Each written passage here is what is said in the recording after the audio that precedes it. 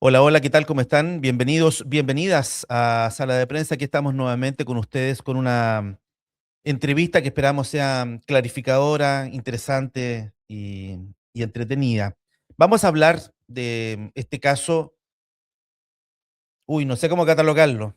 El caso de los niños haitianos, tal vez, no sé, así la gente probablemente de inmediato traiga a la memoria todo lo que ha pasado estas últimas semanas con este caso que fue noticia nacional y que bueno.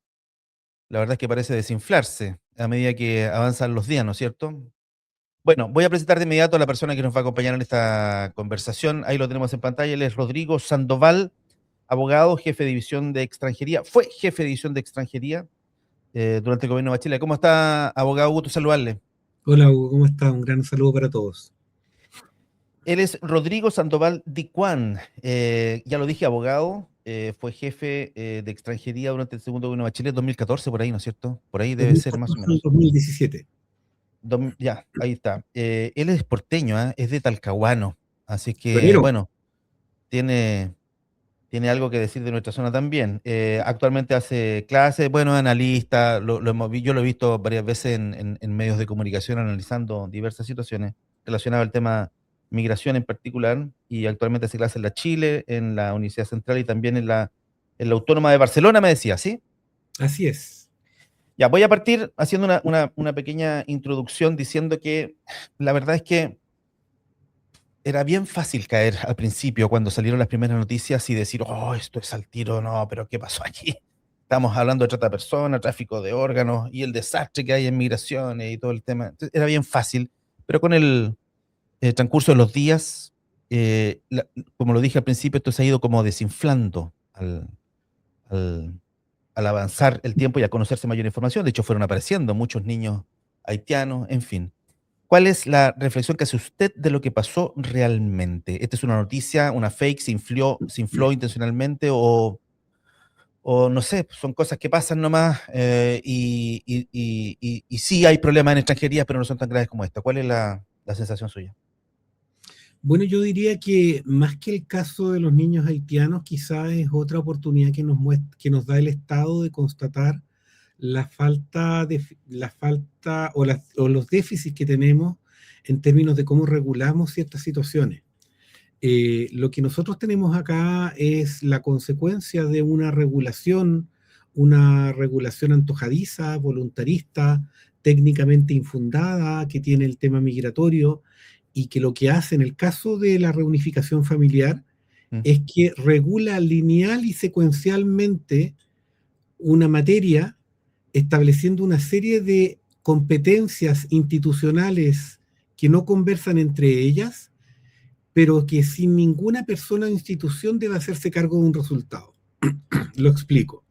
Aquí el permiso de reunificación familiar es una oportunidad que le da el Estado de Chile, que da la ley, a aquellas personas que son titulares de residencia definitiva en Chile, es decir, que llevan 2 años en Chile, para poder traerse a un hijo, a su padre o a su cónyuge.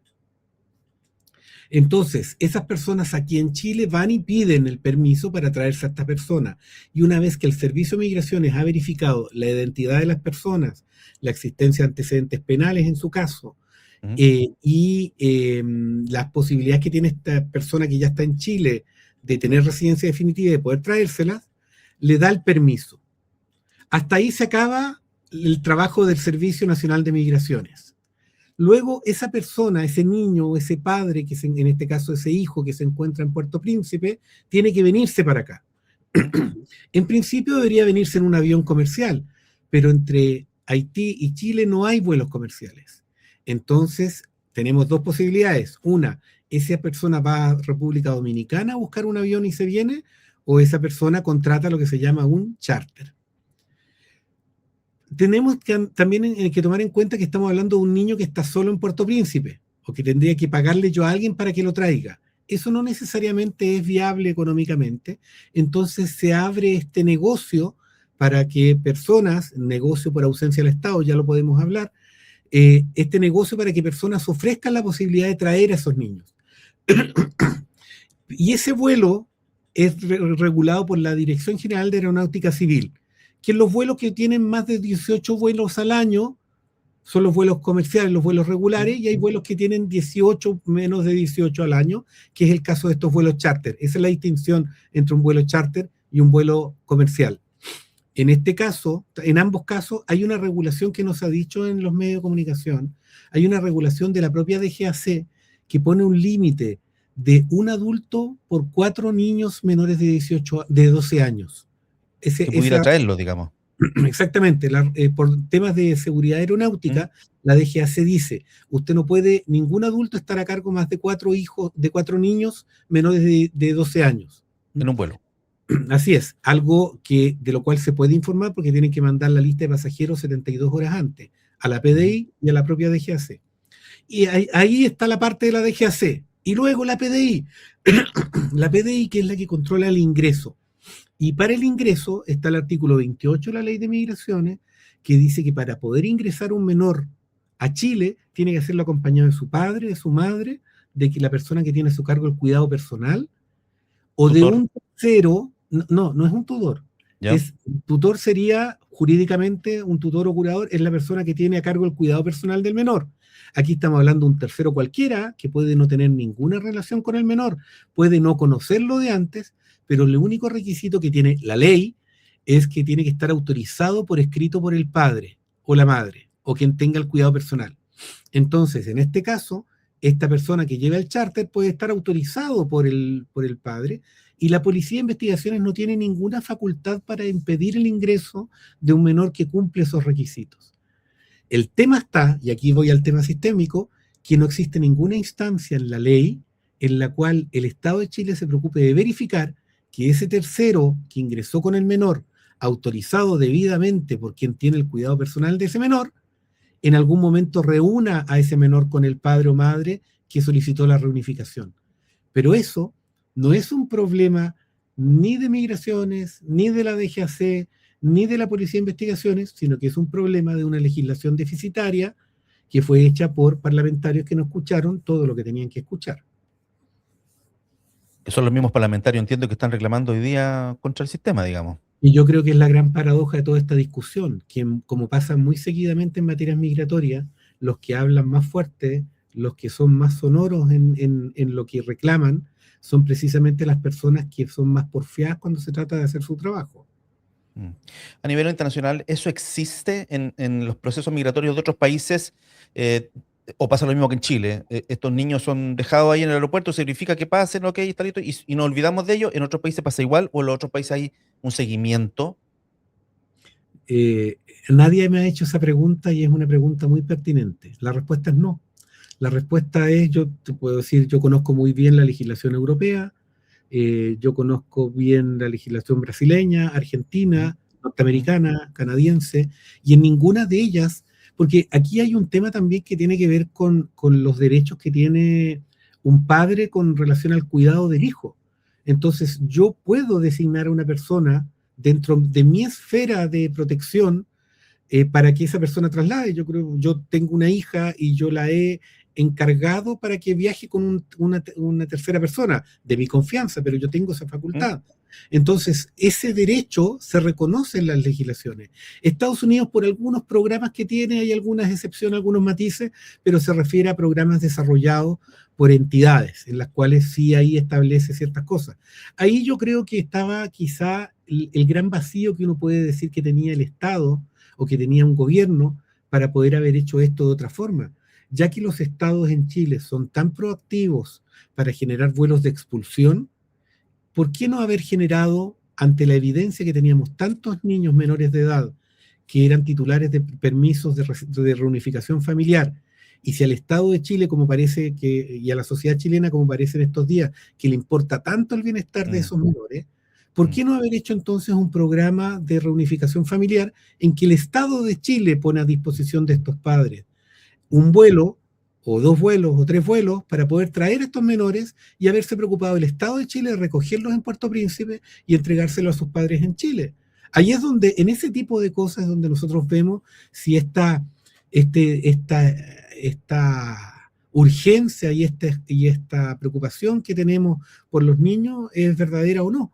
Y la verdad es que yo no veo ese comportamiento. Sí, yo no sé, a lo mejor haber dispuesto un lugar en el mismo aeropuerto, un salón donde llegan todos los niños y se junten ahí con los padres y hay un oficial chileno, alguien de migraciones en Chile verifica identidad y va verificando, claro, y los niños se van con sus papás En la para la práctica, casa y está ok el panorama completo. en Ese la es tal práctica vez yo la creo, razón.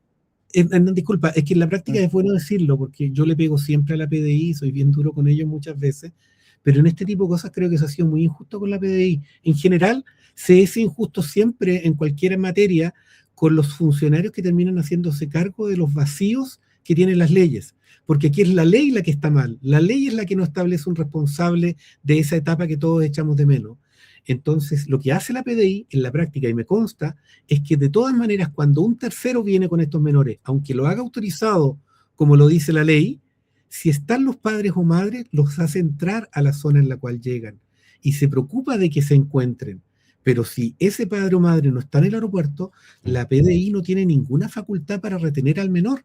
Sí la tiene cuando el permiso no está en orden, ok. cuando no viene con un tercero autorizado o cuando el menor definitivamente viene solo. Y en esos casos la PDI lo que hace es que lo pone a disposición del Tribunal de Familia, porque Mm. eso dice el artículo 28 de la Ley de Migraciones. Sí, yo le escuché a usted un concepto, el concepto es gobernanza migratoria, y yo un poco que para allá apunta todo lo que me está diciendo, porque ni hablar de que el Estado haga un seguimiento después, digamos, que los niños tengan un domicilio, que los niños no estén en la calle, que vayan al colegio, o sea, de ahí para adelante hay nadie se preocupa de eso, digamos. Bueno, de la infancia el Estado no se preocupa, porque uno debería preguntarse por qué hay que hacer esa pesquisa, ese seguimiento respecto a menores de otra nacionalidad, y no lo hacemos en general con cualquier tipo de menor que se encuentra sujeto a la protección del Estado de Chile. Sí, la relación, la situación en Chile es muy cínica con respecto a la infancia. Hacemos escándalo y competimos sobre quién se indigna más cuando aparecen este tipo de episodios, pero cuando se trata de asumir proactivamente y de asumir los costos y destinar los recursos necesarios para que de verdad los niños sean un foco principal de la acción estatal, no están los mismos énfasis. Entonces yo lo que pregunto es, dentro de todo el debate que se ha visto en estos días, ¿alguien ha escuchado alguna propuesta legislativa que signifique dotar de recursos a la Defensoría de la Niñez o a la Subsecretaría de Protección de la Infancia o a la propia Policía de Investigaciones para poder contar con medios para poder cuidar a estos menores hasta que se junten con sus padres o madres? Yo no lo he escuchado. ¿Alguien, ¿alguien le importa estos menores cuando, cuando ya son parte del territorio chileno, cuando ya son parte de nuestra sociedad, que de verdad se escolaricen? Tampoco.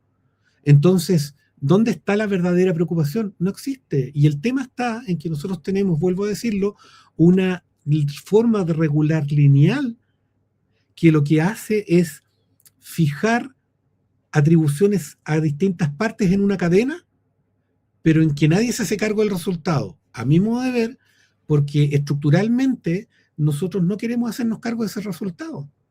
Un profesor mío en España decía que lo que pasa es coyuntura y lo que queda es estructura.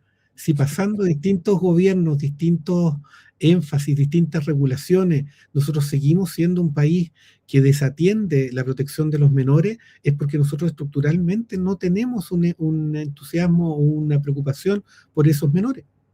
Mm. Lo que sí, porque lo leí ahora en la prensa, lo que sí parece estar sucediendo es que hay em, reclamos de la propia comunidad haitiana de que se está utilizando esta investigación, lo que está pasando con los supuestos niños desaparecidos que ya sabemos han ido apareciendo, para controles migratorios irregulares o aprovechándose de esta circunstancia para hacer controles migratorios. ¿Estaremos haciendo eso?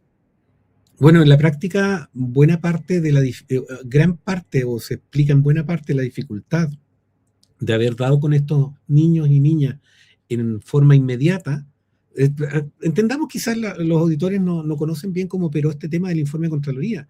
Aquí lo que hace Mm, Contraloría es que, mm, tratando de establecer por una denuncia de un parlamentario que hoy día está erigido en calidad de héroe, pero es un tipo que se encontró con esta situación, hizo un par de preguntas, y siempre hay un funcionario proactivo, bueno para la copucha en los aeropuertos, que le dice, ¿sabe lo que pasa? Que aquí llegan niños sin acompañante, y le cuenta la historia y hace un oficio, y a partir de todo eso parte esta historia, digamos. Un par de diputados por lo demás en época electoral, que es la peor de los momentos para bueno, tener respeto a lo que dice un diputado. Entonces, lo que termina pasando es que este diputado manda un oficio a Contraloría, y Contraloría, yo creo que excediéndose en este caso, manda funcionarios sin ninguna capacitación, sin ninguna, no sé si tú conoces, pero las personas de Contraloría no se caracterizan por la confianza que le despiertan a uno en términos de la humanidad con la que se relacionan. Son personas que andan con traje, que tienen una forma fría de relacionarse, porque ese es su rol también, porque mm, están capacitados para relacionarse con funcionarios y no con niños, y no con familias que le tienen miedo al Estado. Entonces llega uno de estos funcionarios, golpea la puerta, pregunta por los haitianos que viven acá, pregunta por tal persona, no le van a abrir la puerta, porque nosotros hemos hecho que los haitianos le tengan miedo al Estado, y por tanto no somos un Estado al que los haitianos le abran la puerta. Entonces, volviendo a tu pregunta, y esto tiene que ver con el concepto que te gusta de gobernanza migratoria, que no es otra cosa que la capacidad que tiene el Estado de que lo que quiere que suceda en materia migratoria suceda en la realidad. Y para eso no basta con leyes, para eso basta con leyes, con capacitaciones, con prácticas, con culturas distintas. Entonces, volviendo al punto, ¿qué es lo que pasa hoy día? Que los haitianos ya han visto este cuento varias veces. Cada vez que se dice que se está protegiendo a los haitianos, esto se transforma en mayores restricciones documentales para que los haitianos puedan venir a Chile o puedan traer a sus familias. Esto se traduce en mayores fiscalizaciones en el territorio, y por lo tanto tienen mucha razón, basados en su experiencia, en temer que esto signifique un mayor control del Estado con respecto a ellos, porque finalmente lo que uno observa cuando constata los comportamientos y los discursos anteriores respecto a aquellas personas que hoy día parece que quisieran proteger a los haitianos, pero en la práctica lo único que han hecho es criminalizarlos, decir que tienen que volverse porque no están regulares, mm, etcétera. Obviamente ellos tienen razones para tener miedo. No, a mí no me extraña nada que ese sea el temor, y de hecho, ya les pasó, porque aquí no solamente la Contraloría investigó lo que no tenía que investigar en terreno, sino que además los alcaldes se transformaron en detectives privados y mandaron gente a ver a ver en las casas, con listas que tampoco tenían tan claro si son las mismas de Contraloría. Hubo un par de parlamentarios que también contrató gente, ni hablar de los periodistas. Entonces, pensemos nosotros lo que significa para personas que acaban de poder traer a sus hijos después de 2 años en Chile, con permisos que no entienden, pagándole 3 millones de pesos a una persona que no claro, conocen para traer a su claro. hijo, recién con el hijo escolarizándolo, que aparezcan personas extrañas preguntando en mi casa por ellos. Van a tratar de esconderse porque si no van a pensar que los van a mandar de vuelta al tiro. Y este es un curso que nosotros ya hicimos. Esta es una lección que ya debimos haber aprendido. Porque cuando fue el COVID, yo le mostraba a algunas autoridades de la época, yo ya no estaba en Chile, pero me pidieron ayuda con algunas cosas. Y me decían que tenían un problema, que no entendían por qué los haitianos no se iban a hacer el PCR. Y yo les mostraba un recorte de diario de la misma autoridad que me estaba preguntando, que ahora estaba encargada de la coordinación de las vacunas, lo voy a decir, el subsecretario del Interior de la época, y yo les mostraba la foto del mismo subsecretario 3 meses antes, diciendo que extranjero irregular que encontrara en la calle lo iba a expulsar inmediatamente. Entonces, las señales del Estado deben ser coherentes, y la gobernanza migratoria, es decir, la capacidad que el Estado debe tener para que en la calle suceda lo que quiere que suceda, lo que necesita que suceda, requiere no solamente leyes, no solamente personal amenazante, sino que una capacidad de el Estado de poder mostrarse frente a la ciudadanía y frente a los receptores de sus políticas, como un ente que protege, Mm. como un ente que regula, como un ente que es coherente respecto de lo que dice que hay que hacer y lo que finalmente incentiva que se haga. Sí, a mí me hace mucho sentido lo que usted señala, pero también siento que estamos a años luz de ese estado que usted describe. ¿Esto podría estar eventualmente en línea de la promesa de la expulsión de los 300.000 migrantes? Claro, es decir, aquí lo que tenemos, a ver, dos cosas respecto a lo que es el Estado. A mí me parece que yo siempre, además de las cosas que hago, una de las cosas que participo son en un panel de conversación en Radio ADN. Justamente mañana me toca.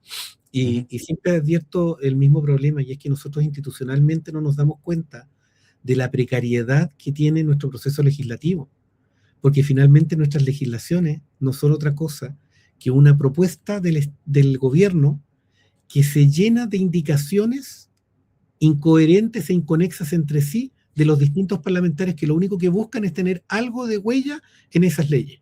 Entonces terminamos con leyes como la de migraciones, que por un lado es muy estricta en el control de ingresos, en los requisitos de ingreso, pero por otro lado es sumamente garantista en las expulsiones.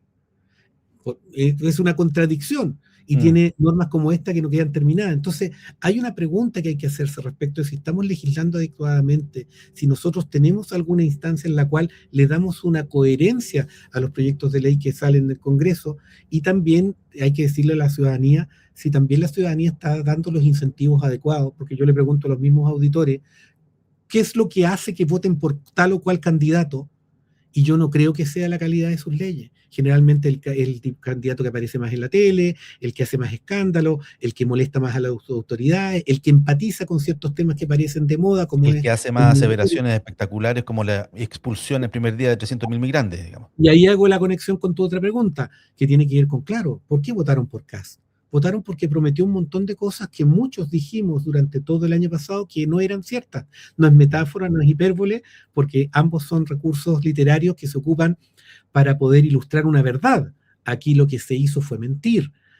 Se dijo, como se ha dicho en todo momento, que no hay ninguna posibilidad de que Kast eluda la necesidad de regularizar a la gran mayoría de las personas que se encuentran hoy día en situación migratoria irregular.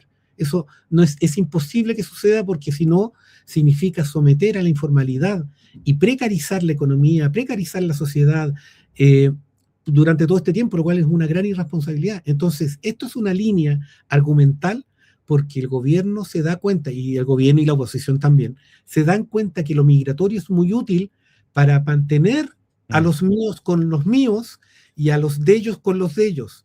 Entonces al gobierno le conviene migratizar la agenda, porque eso le permite adherencia de gente que no se le vayan por el lado de Kaiser, y a la oposición le conviene también mantener a aquellos que todavía tienen algún recuerdo del gobierno anterior, aun cuando es un gobierno que quedó muy al debe en materia migratoria. Pero piensa tú, marzo fue el mes de las zanjas, abril fue el mes de los ingresos clandestinos, mayo fue el mes de las expulsiones, y junio es el mes de Me de los los niños haitianos. haitianos. Mm. Vamos a ver qué sorpresa nos tienen para el próximo mes, porque lo único que a mí me queda claro es que mientras nosotros sigamos viendo el tema migratorio como una cuestión de agenda política y no de agenda de Estado, las respuestas nunca van a venir en forma suficiente, porque nada de lo que yo te puedo proponer, yo asesoro gobiernos extranjeros, y en ninguno de mis horizontes de las políticas que propongo, en ninguno está el resultado antes de 4 o 5 años. En ninguno. Entonces, cuando tú tienes siempre un horizonte electoral de 4 años para quienes van a ser los receptores de tus políticas, no están los incentivos y la gente tampoco los pone. Entonces, no, como tú bien dices, no hay ninguna posibilidad que nosotros tengamos hoy día de tener respuestas de largo plazo, simplemente porque nuestras autoridades, su horizonte nunca va más allá de 4 años. Mm. Bueno, eso yo lo he mencionado en muchas oportunidades. Tuvimos periodos presidenciales de 6 años, a alguien le pareció mucho, se acortó a 4, a lo mejor se hubiera evaluado a los 5, claro, a 4 años, con un Estado que no es maduro. Vale decir, cuando llega un gobierno y coloca sus propias normas y deshace lo hecho, al final no avanzamos nunca, Pero en piensa fin. tú, qué bueno el punto que pones. Fíjate que en los periodos de 6 años que fueron Frey y Lagos, Sí. son los periodos en los cuales se pudo avanzar en reformas estructurales de nuestro sistema. Estamos hablando de la época de la apertura de la economía, estamos hablando de la época de las concesiones, estamos hablando de la reforma procesal penal, estamos hablando de una gran cantidad de reformas, incluso económicas, que todavía el vuelo de la economía que nos queda corresponde a aquella época en la cual se pudo trabajar desde el gobierno sin tener el horizonte electoral, además con otra característica, y es que las elecciones parlamentarias no iban no iban coordinadas Sí, con las presidenciales. sí, Entonces, igual hay vueltas que hay que darle, pero claro, ¿cómo va a ser eso posible hoy día cuando los que deberían tomar esas decisiones son nuestros parlamentarios que se favorecen por este modelo? Porque este es el mejor para ellos. No solamente les da la oportunidad de tener un horizonte de 4 años, sino que además el presidente está amarrado con los mm, parlamentarios, entonces además mm, les conviene para poder posicionarse en términos de lo que pueden pedirle o no a los candidatos presidenciales. No hay ningún claro, incentivo. claro, a río revuelto. Entiendo perfectamente lo que señala y gracias por esta conversación, Rodrigo Sandoval, porque lo que deducimos es que el tema es muchísimo más complejo, tiene que ver efectivamente con un modo de hacer Estado. Yo creo que por ahí va un poquito la cosa, un modo de hacer Estado. Y ahí fallamos en todo, digamos. Fallamos en todo, no solo en el tema de los niños haitianos. Rodrigo Es que Sandoval, ahí está el sí, concepto de gobernanza, por eso que tiene valor ese concepto, porque la sí, gobernanza no es otra cosa que gobernar con herramientas que van más allá de la ley. Y por lo tanto lo que a nosotros nos falta quizás para jugar con las palabras es quizás una gobernanza distinta en general, en todas las materias, porque sí, nuestro problema es sistémico, es de Estado. Una de las cosas que me he dedicado a decir estos días es que no se queden en la anécdota. Hoy día, en este momento, en un vuelo charter, está entrando 1, 2, 3, 10 niños venezolanos con las mismas precariedades, con la diferencia que no nos damos cuenta porque no es un charter, pero también puede venir con un tercero, ese tercero sí. también puede que nunca lo junte con su padre o madre, y por lo tanto, todo esto que estamos llorando hoy día, no hay Sigue ninguna razón sucediendo. por la cual no, pero por lo menos el Estado no está en condiciones de asegurar de que no siga sucediendo. Rodrigo Sandoval Dicuán, abogado, ex jefe de Departamento de Extranjería durante el segundo gobierno de Michelle Bachelet. Quiero agradecerle la gentileza que ha tenido con nosotros, con Sala de Prensa, para conversar este tema que nos parece relevante y nos parecía que había que dejar pasar un rato el tiempo para poder analizar adecuadamente y creo que usted lo ha hecho muy bien. Rodrigo, muchas gracias. No, muchas gracias a usted. Un gran abrazo a todos. Que esté muy bien, nos vemos, chao, hasta la próxima. Adiós. Bien, ahí estaba nuestro invitado, como lo advertí, muy interesante, muy reveladora la conversación. Cuando uno conversa con profesionales de esta categoría, digamos, es capaz de efectivamente no ver solo la coyuntura, los niños haitianos, sino que sacar capita tras capita y nos damos cuenta de que tenemos un problema serio ahí, abajo, en la forma de hacer Estado. Muchas gracias. Nos vemos en la próxima entrevista. Que esté muy bien. Hasta luego. Chao.